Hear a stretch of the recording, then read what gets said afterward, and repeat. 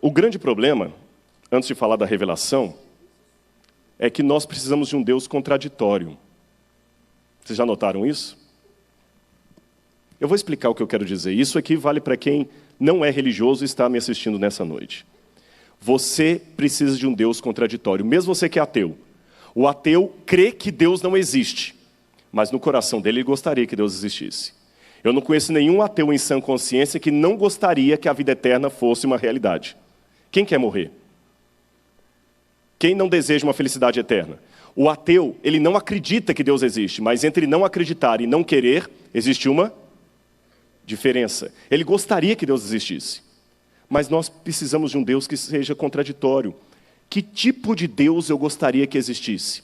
Você gostaria de um Deus que tem pontos vulneráveis? O que você acha? Você acha que um Deus fraco pode te dar garantia que o mal não se levantará 2 vezes no universo? Quero a resposta. O que vocês acham? Mas vamos supor que Deus é 98% potente, mas tem 2% de capacidade de ser destruído. Esse Deus é o suficiente para lhe dar a garantia eterna? O Deus que você quer não pode ter ponto vulnerável. Ele nunca pode duelar com sua vontade. Esse Deus nunca pode sofrer, nunca pode chorar, nunca pode sentir, nunca pode precisar de nada. É esse o Deus que vocês precisam ou não? Sim ou não? Mas, por outro lado, você não precisa de um Deus fraco?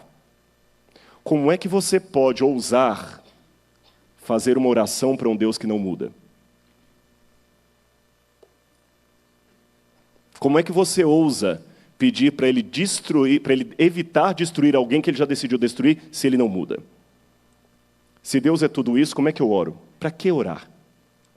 Ele já sabe tudo? Você já tentou ser consolado por alguém que nunca sofreu? Já tentou? É uma piada, não é? Alguém que nunca... Quem é a melhor pessoa para consolar você quando você está sofrendo? Alguém que passou por algo semelhante. Você perdeu um ente querido, chega o outro que perdeu, não sei, eu sei o que você está passando. Ele põe a mão no seu ombro e não precisa falar nada. Se eu for uma mãe que o filho morreu num acidente de carro, chega uma outra mãe que perdeu um filho de acidente de carro e coloca a mão no ombro daquela ali, não precisa falar mais nada. Agora, alguém que nunca sofreu. Você já pensou alguém como o filho do Ike Batista, tentando confortar um mendigo porque não tem pão para comer? Eu pergunto a vocês, como um Deus todo-poderoso poderia confortar você? Como é que você pode orar e mudar a mente de um Deus que não muda? Você não precisa de um Deus também frágil? Você não precisa, às vezes, de um Deus que fala assim, filho, eu também estou com medo, mas vamos juntos? Você não precisa de um Deus que você pode dialogar com ele e convencê-lo a mudar de atitude? Precisa ou não precisa? Você não precisa de um Deus humano? Mas estranho, porque eu preciso de um Deus contraditório. Um Deus que ao mesmo tempo não sofra nada e ao mesmo tempo que sofra, que entenda. Eu preciso de um Deus que esteja acima de qualquer sentimento. E ao mesmo tempo um Deus que se emocione ao ouvir uma música dessa. Mas como é que Deus pode se emocionar com uma música dessa, professor Jetro? Ele é todo poderoso. Mas eu preciso que ele se emocione. Senão para que a gente está cantando para ele? Próximo slide, por favor. Jesus Cristo é o tema central das Escrituras. Já li Evangelho de João, capítulo 1, verso 18, já contei a história do aquário. E vamos ver no livro de Atos, capítulo 3, verso 20, como a Bíblia diz que Jesus realmente é esse Deus que supre a necessidade que nós temos de uma divindade ao mesmo tempo eterna e temporal. Atos, capítulo 3, verso 20. Atos, capítulo 3, verso 20. É isso mesmo? Estou lendo certo? O 3?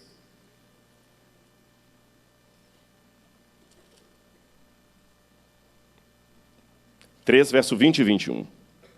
A fim de que na presença do Senhor venham tempos de refrigério, foi a pregação de Pedro, e envie ele o Cristo, que já foi vos designado Jesus, o qual é necessário que do céu receba, até os tempos da restauração de todas as coisas, de que Deus falou por boca de seus santos profetas desde a antiguidade. Pedro deixou bem claro, olha, quer entender o Antigo Testamento? Tudo aquilo anunciava a respeito do Messias, e esse Messias é Jesus. É isso que Pedro está falando. Vamos comparar com Atos, capítulo 10, verso 43. Vamos ler vários textos aqui. Atos capítulo 10, verso 43. Dele, todos os profetas dão testemunho de que, por meio do seu nome, aquele que nele crê recebe a remissão de pecados. Estas passagens da Bíblia me mostram que o centro do Antigo Testamento era a pessoa do Messias, no caso, a pessoa de Jesus. Vamos ler mais um texto? Evangelho de João, capítulo 5, verso 39. Esse a gente pode até citar de cor. Evangelho de João, capítulo 5, verso 39. Conhecidíssimo esse texto. Examinais as Escrituras, porque julgais ter nelas a vida eterna, e são elas mesmas que testificam de mim. Comparado a esse texto, eu posso citar aquele de Lucas, que está lá, onde Jesus encontrou com 2 discípulos no caminho de Emaús, e diz o Evangelho de Lucas que ele decorreu com eles a respeito de tudo o que no Antigo Testamento estava escrito sobre o Messias. Ou seja, esses versos da Bíblia me mostram que o centro do Antigo Testamento era Cristo. Mais um texto para confirmar isto, 1 Coríntios, capítulo 2, verso 2. 1 Coríntios, capítulo 2, verso 2. Porque decidi, diz Paulo, nada saber entre vós, senão Jesus Cristo e esse crucificado. Primeira coisa que nós aprendemos da doutrina de Cristo. O centro da Bíblia, o centro do Antigo Testamento era Jesus. Agora tem uma coisa curiosa. Pode passar o próximo? Jesus existia antes de vir ao mundo? Eu sei que algumas perguntas que eu estou falando aqui podem ser óbvias, mas é importante a gente estudar isso na igreja, viu? Hoje aqui eu não estou preocupado em apresentar um sermão, mas um estudo da Bíblia. Jesus Cristo existia antes de vir ao mundo? Ele existia. Eu posso perceber se antes do nascimento ele já existia.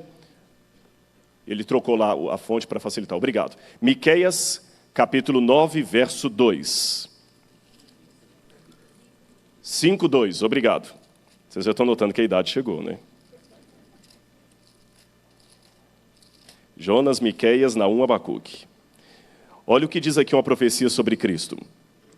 E tu, Belém Eufrata, pequena demais para figurar como grupo de milhares de Judá, de ti sairá o que há de reinar em Israel, e cujas origens são desde os tempos antigos, desde os dias da eternidade. Então eu já aprendo pela Bíblia que Jesus existia desde os tempos antigos. Se você abrir a Bíblia também em Isaías, vai perceber que Isaías também chama Jesus de Pai da eternidade. Então esses textos me ensinam já 2 coisas. Primeiro, que ele era Deus e que ele existia antes de nascer. Mais um texto, Hebreus capítulo 1, versos 5 e 6. Hebreus capítulo 1, versos 5 e 6. Pois a qual dos anjos jamais disse, tu és meu filho e hoje te gerei. Eu lhe serei pai e ele será meu filho. E novamente, ao introduzir o primogênito no mundo, e todos os anjos de Deus o adorem. Então Jesus, quando nasceu no mundo, Jesus não nasceu como nós nascemos, ele foi introduzido no mundo, Jesus foi enviado. Se ele foi enviado ao mundo, é que Jesus existia antes de nascer, desde a eternidade. Primeira coisa que eu aprendo então, recapitulando. Jesus é Deus, Jesus já existia antes de nascer. Vamos ver mais alguns textos que falam que ele era Deus. Próximo slide. Antes de mostrar, eu esqueci de mencionar isso aí. Estão vendo essa folha de papel toda amassada? Mostra mais uma foto. Estes são importantes manuscritos do judaísmo, datados de 100 a.C. É o chamado Salmo de Ação de Graças, foram encontrados lá no Mar Morto. Por que eu trouxe esse texto para vocês? Porque alguns podem falar assim, tá, mas você está falando que Jesus era Deus, que Jesus era um... Os judeus não acreditam nisso. Será que não? Naquele tempo em que Jesus veio ao mundo, os próprios judeus já esperavam um Messias que seria ao mesmo tempo grande e pequeno, infinito e finito, histórico e temporal, e eterno. Deus e homem.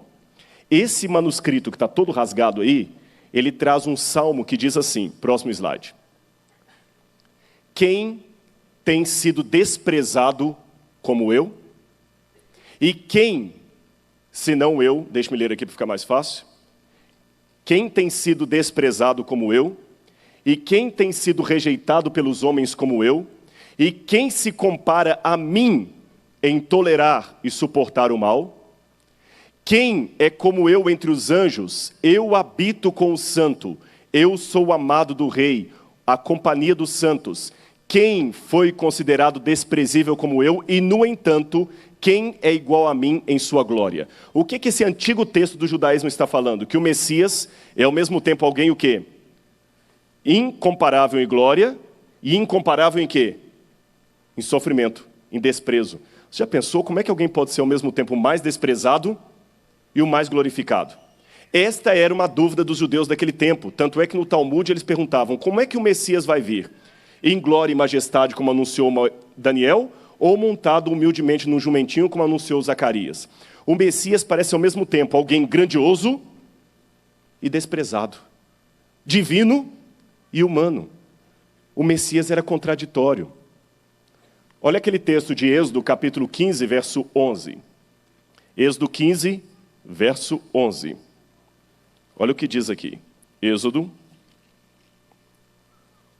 capítulo 15, verso 11. Eu que coloquei aquele texto ali. Ó Senhor, quem é como tu entre os deuses? Aqui no original está a palavra Elim, entre os deuses. Quem é como tu, glorificado em santidade, terrível em feitos gloriosos e que opera as maravilhas? Engraçado, o Bíblia fala, Senhor, quem como tu? Quem é como tu entre os deuses? Ali no texto é, quem é como o Messias? O Messias é divino. Só que ele complementa. Ao mesmo tempo que ele é assim, ele é desprezado. Isaías 53. Ele foi traspassado e humilhado e desprezado. Próximo slide. Jesus, então, se fez homem. Sim, Evangelho de João, capítulo 1, verso 1, nós já lemos, e o verso 14. E o verbo se fez carne e habitou entre nós. Deixa eu contar isso aqui para vocês. Preste atenção em mim. Vocês se lembram que no Antigo Testamento, o povo de Israel estava no deserto, não é isso? Aonde Deus falou a primeira vez para o povo, vocês se lembram? Primeiro ele falou para Moisés, na fornalha ardente. Depois com o povo mesmo, que o povo viu a manifestação da voz de Deus, foi aonde? Pois é, e o local? Monte Sinai. Você consegue imaginar a cena de Deus falando? Eu sou o Senhor teu Deus. Imagina o povo lá embaixo morrendo de medo.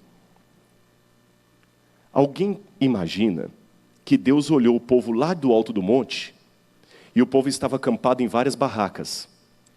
Aí Deus chamou Moisés e falou assim, Moisés, sim, Senhor, eu não quero ficar aqui no monte. Senhor, mas o Senhor é glorioso, mas eu estou muito longe do meu povo. Moisés, faz um favor para mim. Faz uma barraca para mim. E eu vou morar lá no meio deles. Aí a Bíblia fala assim, e me farão um santuário. Para quê mesmo? Para que eu possa habitar no meio deles. Aí Moisés fez o tabernáculo, que era uma barraca, e Deus saiu do monte e começou a habitar aonde? No meio do povo. Olha que lindo, é como se Deus falasse assim, gente, arruma uma barraca, os bravadores amanhã, não é? Arruma uma barraca para mim que eu vou ficar no meio de vocês. O tempo passou, e no Novo Testamento a mesma coisa repete. Diz assim, e o verbo se fez carne, e o que mesmo? Habitou no meio de nós. Esse verbo no grego é, ele fez uma barraca no meio de nós, um santuário. Por isso que o verbo se fez carne e habitou no meio de nós. E qual que era agora a barraca que ele usou? O próprio corpo. Agora, como é que Jesus se fez carne e habitou no meio de nós? O que vocês acham? Será que Jesus era uma criança superdotada? Gálatas capítulo 4, verso 4. Aliás, primeiro vamos ler Hebreus 10, verso 5.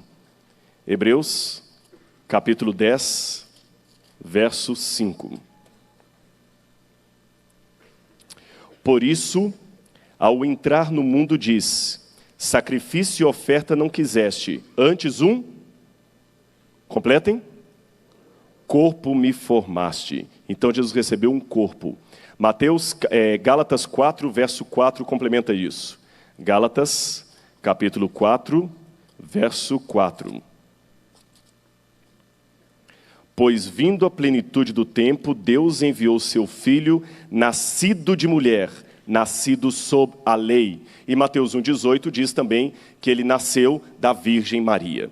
Pergunto a vocês, quando Jesus se tornou homem, como vocês acham que ele se tornou homem? 80%? 50%? 100% homem?